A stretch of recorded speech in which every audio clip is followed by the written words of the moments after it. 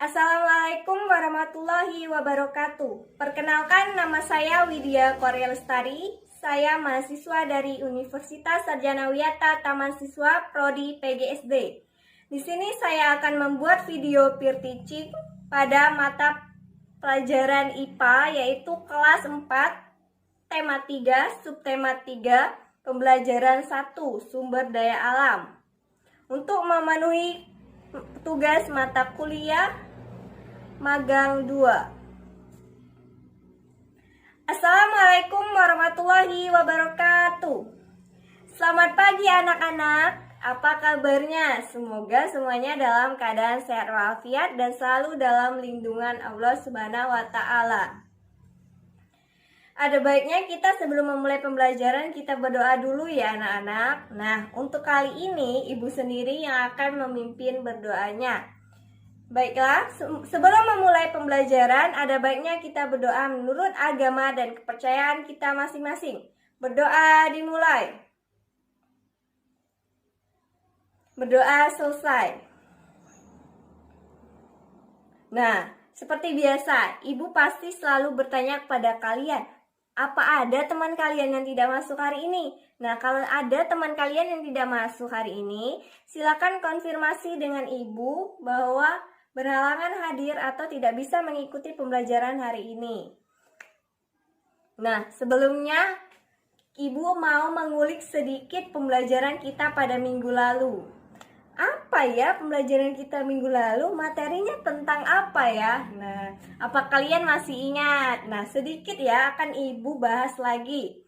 Pembelajaran kita minggu lalu yaitu tentang energi. Energi itu banyak macamnya anak-anak, yaitu yang pertama, energi cahaya, energi listrik, energi nuklir, energi mekanik, dan masih banyak lainnya. Silakan kalian pelajari lagi sesuai dengan materi yang kita pelajari dan ibu jelaskan pada minggu lalu.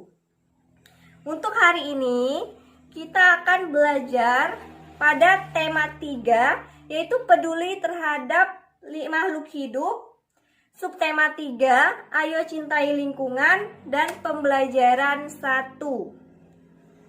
Yaitu kita fokusnya pada pembelajaran IPA ya anak-anak.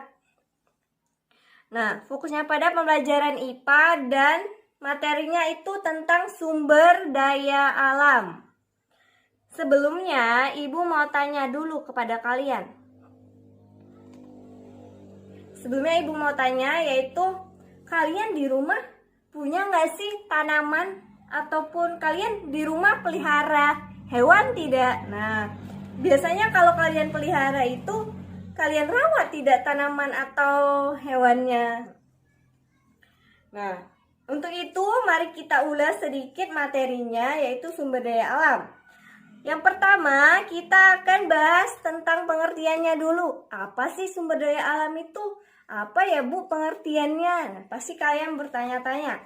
Sumber daya alam adalah semua bahan yang dapat kita temukan atau dapat dari alam, yang semuanya itu ada di alam yang dapat kita gunakan untuk keberlangsungan hidup. Maksudnya tuh gimana Bu? Nah, maksudnya itu semua bahan itu yaitu tadi tanaman, hewan, dan lain sebagainya yang dapat kita temukan di alam. Itu semua dapat kita gunakan atau kita manfaatkan untuk keberlangsungan hidup kita sebagai makhluk hidup. Kemudian di sini ada jenis-jenis sumber daya alam. Jenis-jenis sumber daya alam itu apa ya? Nah, jenis-jenisnya itu ada berapa ya? Apa aja ya jenis-jenis sumber daya alam? Nah, sumber daya alam itu ada banyak macam. Nah, kali ini ibu akan menjelaskan sumber daya alam berdasarkan sifatnya, yaitu ada 2. Yang pertama, sumber daya alam yang dapat diperbaharui. Sumber daya alam yang dapat diperbaharui itu apa ya? Nah, sumber daya alam yang dapat diperbaharui adalah sumber daya alam yang tidak akan pernah habis. Maksudnya di sini tidak akan pernah habis, yaitu akan selalu ada populasinya, yaitu banyak jumlahnya dan bisa berkembang lagi menjadi lebih banyak. Kemudian, sumber daya alam yang dapat diperbaharui ini banyak juga contohnya anak-anak. Apa contohnya? Contoh sumber daya alam yang dapat diperbaharui yaitu seperti ayam, tanaman, tumbuhan, hewan. Nah, ayam tadi juga termasuk termasuk hewan. Terus ada udara, air, sinar matahari, dan mikroorganisme lainnya. Contohnya itu kok udara, Bu? Iya, itu kan bisa kita manfaatkan sebagai keberlangsungan hidup kita sebagai manusia, seperti itu. Kemudian yang kedua, sumber daya alam yang tidak dapat diperbaharui. Kenapa bisa dibilang tidak dapat diperbaharui? Jadi, sumber daya alam itu merupakan jenis sumber daya alam yang jumlahnya itu terbatas. Maksudnya terbatas, jumlah sumber daya alam ini sedikit atau tidak banyak. Kenapa dibilang terbatas? Karena membuat pembentukan dalam sumber daya alam yang tidak dapat diperbarui ini membutuhkan waktu yang sangat lama. Contohnya seperti apa? Contoh sumber daya alam yang tidak dapat diperbaharui anak-anak yaitu seperti bahan tambang, bahan-bahan galian, yaitu misalnya bahan tambang tadi apa? Minyak bumi, batu bara, dan lain sebagainya. Itu semua kan merupakan hasil dari alam yang pembentukannya itu sangat lama dan prosesnya sangat panjang. Nah, kemudian tadi kan disebutkan bahwa sumber daya alam yang dapat diperbaharui itu jumlahnya sangat tidak terbatas. Jumlahnya itu sangat banyak. Walaupun seperti itu, anak-anak, kita dalam menggunakannya harus tetap hati-hati dan memanfaatkannya sesuai dengan kebutuhan kita dan tidak berlebihan. Nah, supaya sumber daya alam itu akan tetap ada dan bisa kita gunakan terus-menerus, bagaimana caranya, Bu?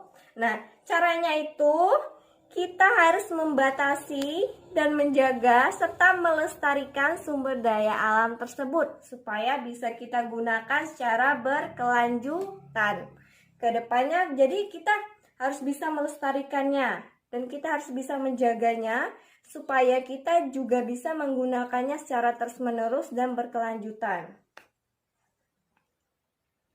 Kemudian di awal tadi Ibu tanyakan kepada kalian.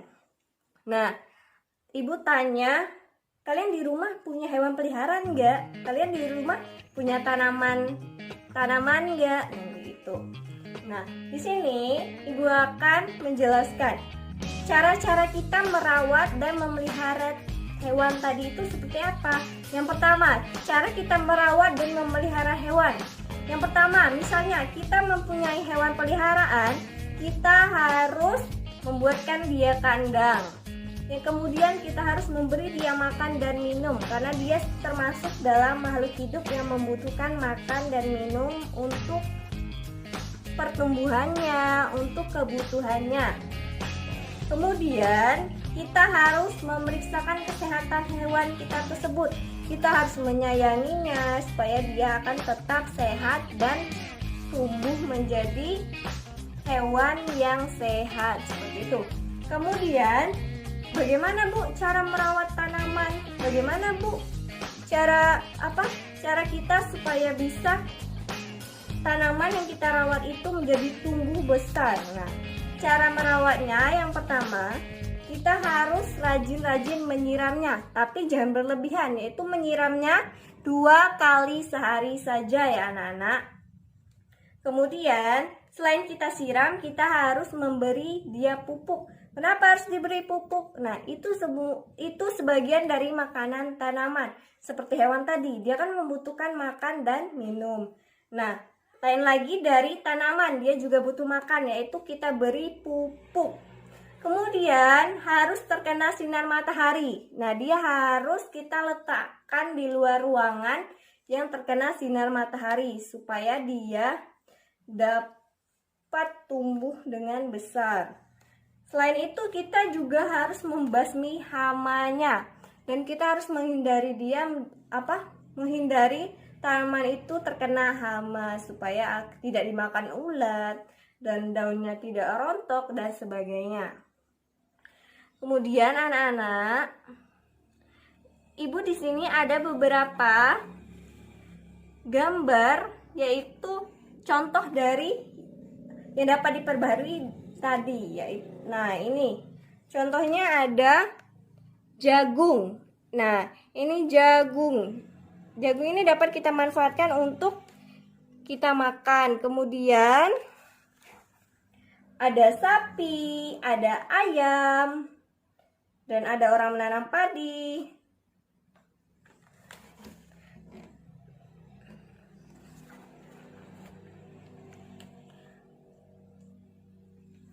Nah, untuk itu, anak-anak, mari kita simpulkan hasil pembelajaran kita hari ini. Apa ya kesimpulan dari pembelajaran kita hari ini?